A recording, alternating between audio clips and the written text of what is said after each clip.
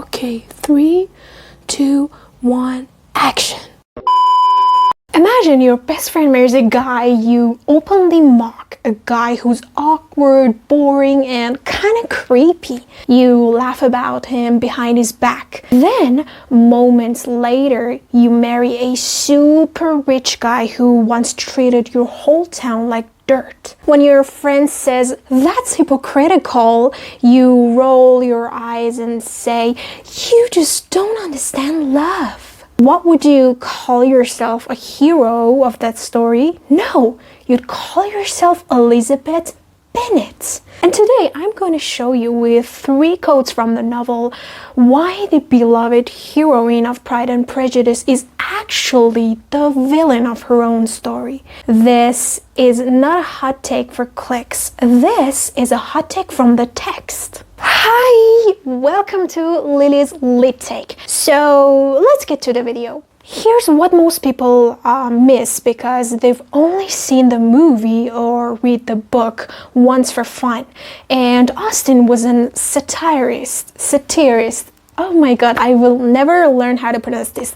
Okay, she wrote Pride and Prejudice in 1813 when a woman's only job was to marry well. The novel opens with one of the most famous ironic lines in English literature.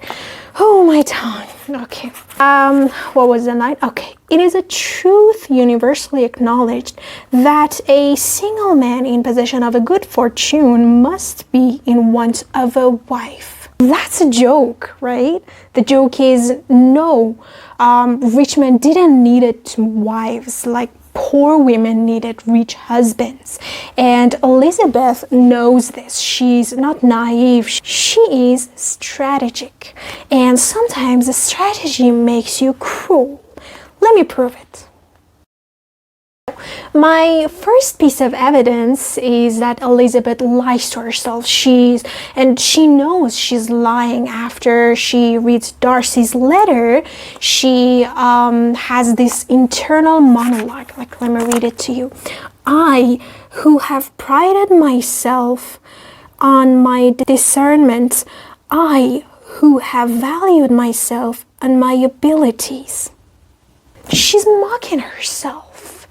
But here's the thing, she had all the information to see the truth earlier. She admits she ignored evidence because she liked Wickham's face. She literally says later in the same chapter, like, let me find it.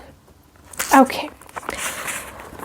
"Pleased with the preference of one and offended by the neglect of the other, I have courted prepossession and ignorance." That's a total mistake. Like, that's wildfoot blindness.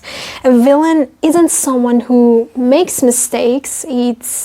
A villain is someone who chooses not to see because it's more convenient. And Elizabeth chose, and that's on her. My second reason is that Elizabeth treats people as entertainment. Like, her best friend Charlotte Lucas marries Mr. Collins, that ridiculous cousin, and Elizabeth is horrified. She judges Charlotte harshly. She says Charlotte has prostituted herself for security, but what does Elizabeth have that Charlotte doesn't? A father who will leave her about £1,000. I mean, it's not enough to live on, but enough to wait. Charlotte's family has nothing. Elizabeth never apologizes, and she never says, like, "I was cruel to you and I'm sorry." Instead, she visits Charlotte's house and she laughs at her furniture and feels superior. Later in the story, when Charlotte gets pregnant, Elizabeth's reaction is basically, "Ew. That's not a feminist sisterhood. That's a mean girl who never had to struggle." And I know, here's where you will fight me. You will probably say, like, "But Elizabeth grows. She admits she was wrong about Darcy." Okay. Let's look at her growth. After she visits Pemberley, that Darcy's giant beautiful house, and her feelings magically change. Like, she sees the house and thinks, to be mistress of Pemberley might be something. That's a direct quote. Almost. She literally thinks about being the lady of the mansion. Then she finds out Darcy paid off Wickham to save Lydia.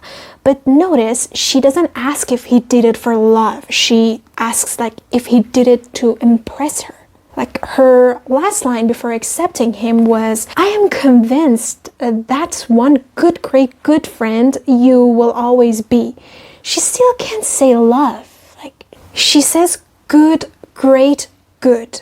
Like she's editing herself. The only thing that changed was the price tag. That's not redemption. That's opportunism with a nice dress.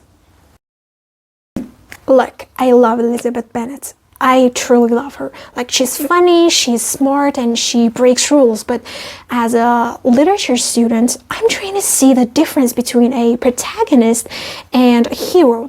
Elizabeth is the protagonist, but she's not the hero. She's deeply flawed person who uses her wit as a weapon, judges others to feel better about herself, and changes her mind only when the math works out. And Austen knew this. That's why the book is called Pride and Prejudice, not Love Conquers All. Elizabeth's pride is her armor, her prejudice is her comfort zone.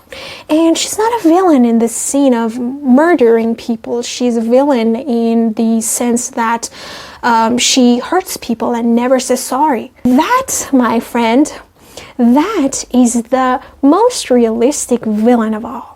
Whew, I'm done. This was my first video, okay? Thanks for watching. If you want more hot takes that actually read the book, not just vibes, hit subscribe button. And here's a challenge for you. Go read the last 3 chapters of this book, Pride and Prejudice, and count how many times Elizabeth mentions money, houses, or social status versus how many times she mentions love. Then come back and comment the number. I'll pin the best one out. For the next week, maybe we're gonna come for Mr. Rookster.